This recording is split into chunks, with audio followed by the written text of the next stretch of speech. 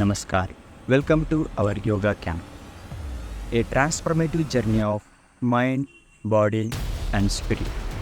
ಇದೇ ಜೂನ್ 21ರಂದು ನಡೆಯಲಿರುವ 10ನೇ ಅಂತಾರಾಷ್ಟ್ರೀಯ ಯೋಗ ದಿನಾಚರಣೆಯ ಪ್ರಯುಕ್ತ ನಮ್ಮ ದಾವಣಗೆರೆ ವಿಶ್ವವಿದ್ಯಾನಿಲಯದಲ್ಲಿ 4 ದಿನದ ಯೋಗ ಶಿಬಿರವನ್ನು ಹಮ್ಮಿಕೊಳ್ಳಲಾಗಿದೆ.